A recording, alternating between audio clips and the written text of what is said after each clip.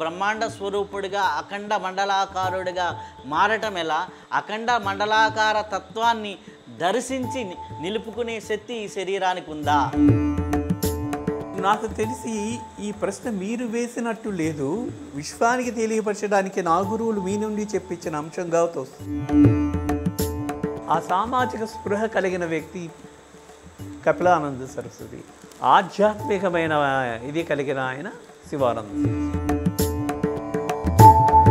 మనిషి విశ్వానికి సహకరించాలా, విశ్వం మనిషికి సహకరిస్తుందా? రెండు పరస్పరం సహకరిస్తాయి. ఆధ్యాత్మిక సాధన ఎక్కడి నుండి చేయాలి అని ప్రశ్న వస్తుంది. ఎలా అర్థమవుతుంది? మనం పాంచభౌతిక దేహంలో ఉన్నాం. సృష్టి మూలాన్ని, వ్యక్తి మూలాన్ని, వ్యక్తిత్వ మూలాన్ని, ఈశ్వర మూలాన్ని, విశ్వమూలాన్ని మొత్తం ఒకటిగా గుర్తించి ఇప్పుడు మనం ఒక రచయిత పాట రాస్తాడు, ఒక ప్లేబ్యాక్ సింగర్ పాడుతాడు. ఆ పాడినప్పుడు దానికి ట్యూన్స్ ఇవన్నీ ముందే ప్రిపేర్ చేస్తారు ఒక డైరెక్టర్, సంగీత డైరెక్టర్.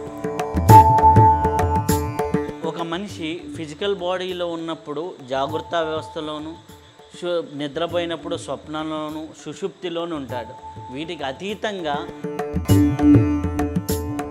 నీ పాంచభౌతిక దేహం నశిస్తుందని నీకు తెలుసు కాబట్టి ఈ పాంచభౌతిక దేహం ఉండగానే ఈశ్వరత్వము యొక్క స్థితిని అందిపుచ్చుకుంటే నీకు మరు జన్మం లేని